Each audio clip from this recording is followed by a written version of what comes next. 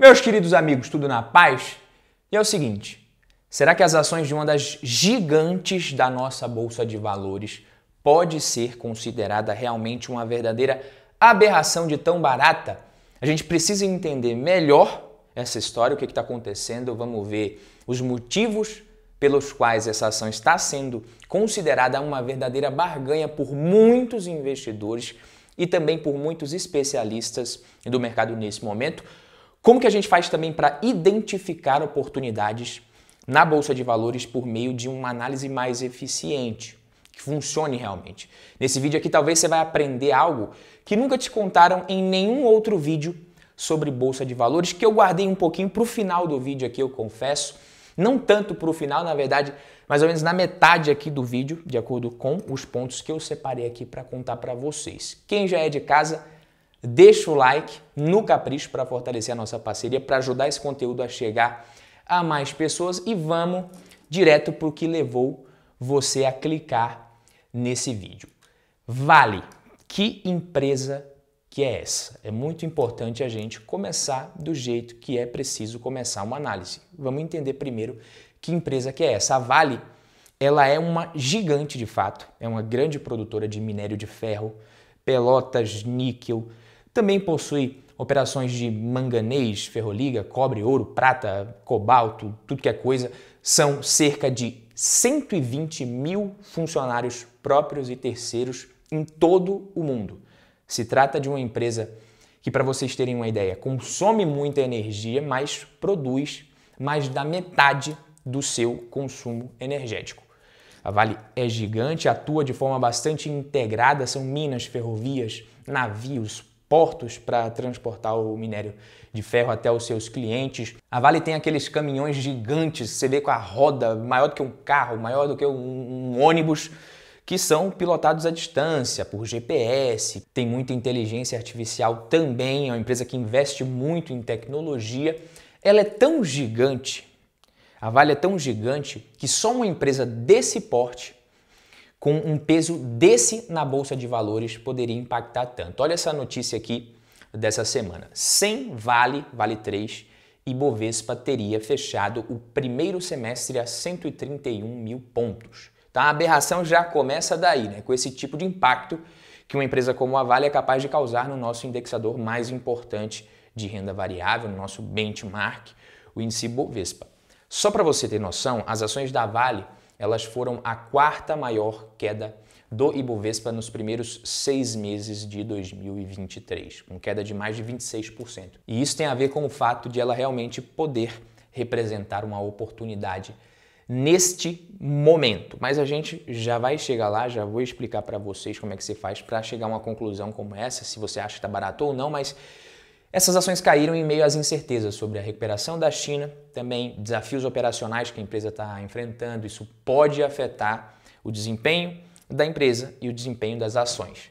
Então isso aqui que eu falei para vocês agora mostra o peso enorme da Vale e também é um lembrete de que o Ibovespa não deve ser o único parâmetro para você avaliar as condições do mercado, as oportunidades, o potencial de retorno da sua carteira.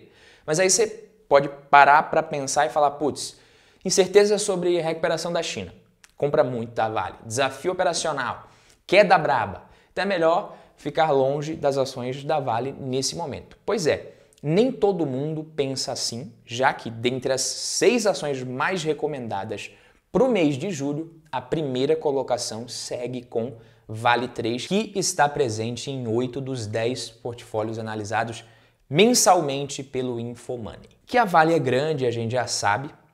Agora vamos analisar os números dessa gigante aqui. Vamos dar uma olhada na receita. De acordo com o Investidor 10, a receita líquida de mais de 226 bilhões de reais em 2022. Olhando para os indicadores da Vale, o que a gente tem? P sobre L 3,65, P sobre VP 1,58, Dividend Yield 8,59%.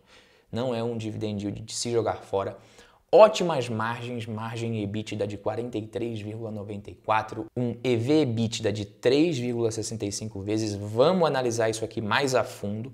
Um ROI simplesmente de 43,4% e um ROIC também interessantíssimo, de 24,69%, muito devido, obviamente, ao preço mais recente nos últimos meses do minério de ferro. A quantidade de caixa que a empresa conseguiu gerar foi muito absurda. E aproveitando que a gente está falando de dividendos, olha que coisa curiosa aqui e ao mesmo tempo maravilhosa para quem já era acionista da Vale desde antes da pandemia.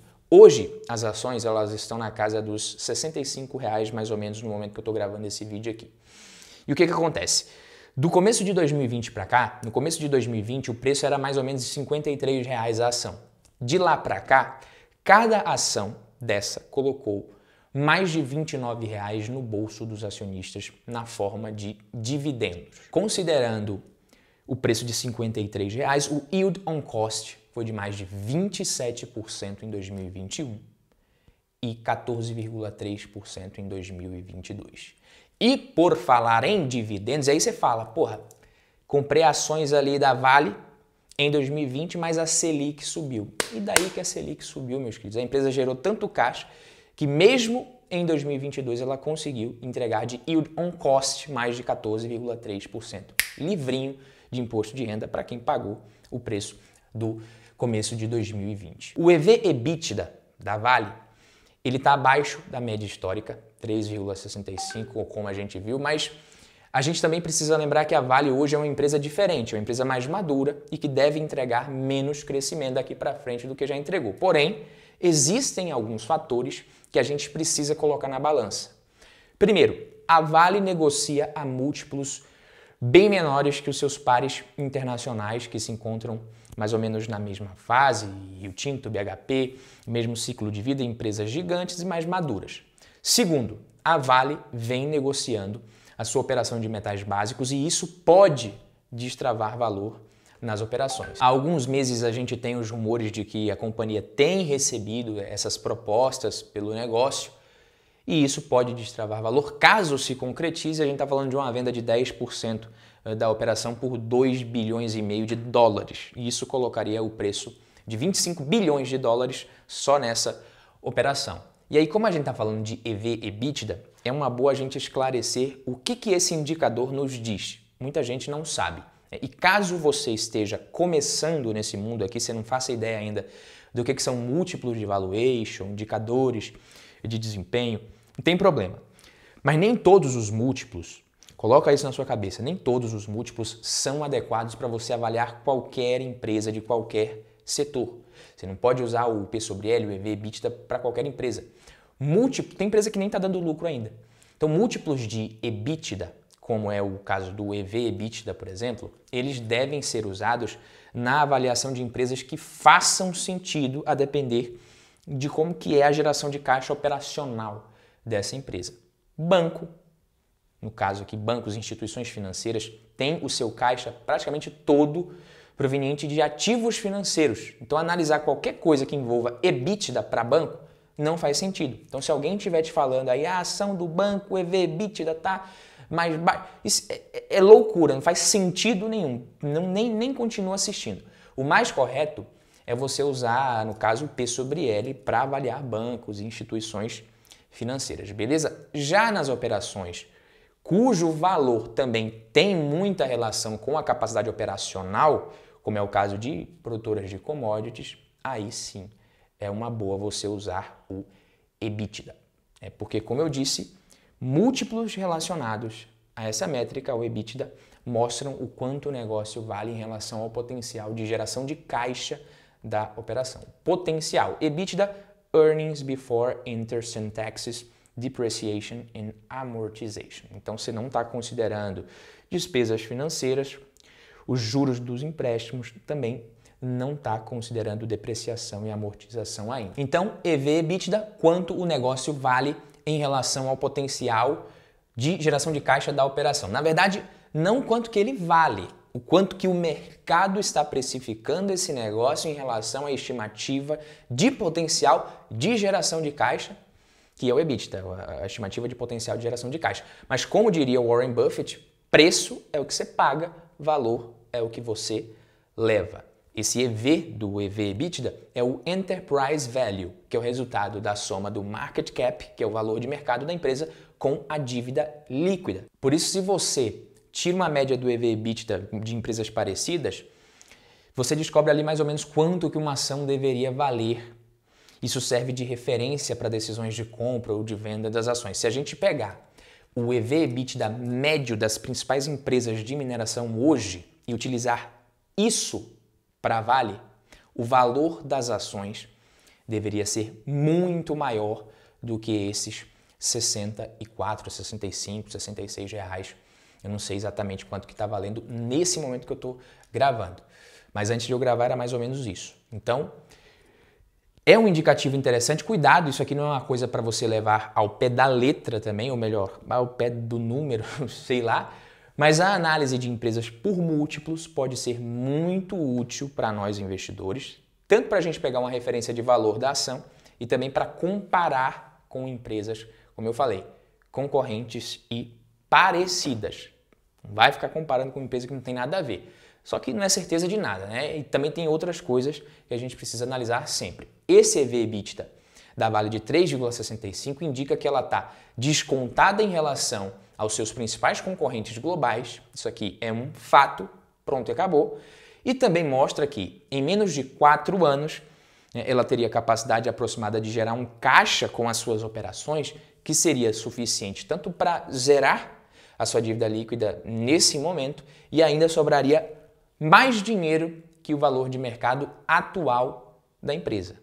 É realmente um múltiplo descontado, ou seja, o negócio poderia se pagar em menos de 4 anos, caso o preço do minério de ferro siga em linha com o que foi nesses últimos meses. Então, é realmente um indicativo interessante. Claro que isso não é garantia, afinal, nem renda fixa garante nada, quanto mais ações. O preço do minério de ferro até lá também pode oscilar muito, impactar a geração de caixa da empresa.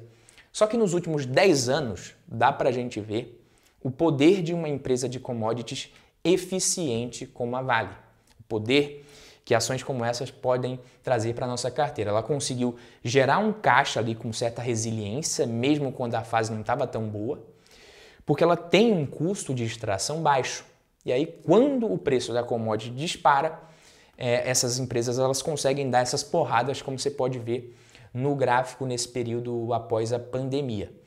Nos últimos 10 anos, a Vale bateu todos os indexadores na comparação aqui no Investidor 10, com exceção do IVVB11. E se você ainda também não dolarizou parte da sua carteira, aproveitando aqui o ensejo, eu acho que seria bom você pensar em começar a fazer isso. Mas seguindo aqui falando das ações da Vale, as ações caíram bastante nos últimos meses, até mais do que pode ser explicado pela queda no preço do minério de ferro.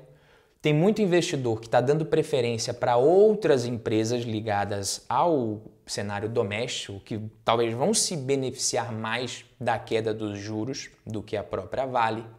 Você pega as maiores altas do Ibovespa em 2023, são de empresas ligadas à economia doméstica, taxa de juros, que vão ser mais destravadas, que têm o seu faturamento mais dependente do consumo dos brasileiros, que vão ser mais influenciadas, mais impactadas positivamente pela queda da taxa de juros, ao contrário, se a gente for ver, do que aconteceu durante a pandemia. E depois, principalmente, que a taxa de juros começou a subir.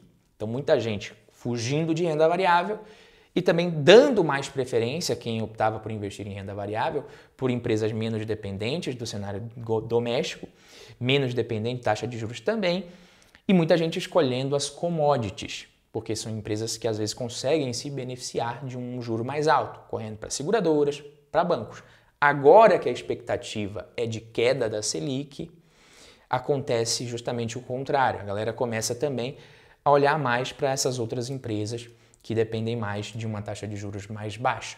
O preço do minério de ferro, apesar da queda muito forte, ele está acima da média histórica. Então, isso quer dizer que essa pode ser uma das razões, essas duas que eu falei, para as ações estarem sofrendo.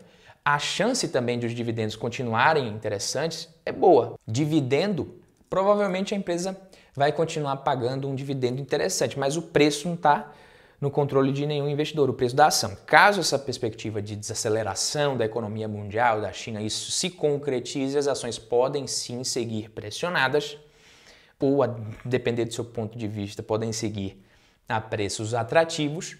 Para quem quer dar aquela porrada, aquela alta ali no curto prazo, talvez Vale não seja a melhor opção. Eu nem recomendo ficar tentando fazer isso. Mas para quem quer uma ação de uma empresa sólida por um preço bacana, com foco no recebimento ali de bons dividendos no médio e longo prazo, aí sim pode fazer sentido. E por que eu estou falando isso?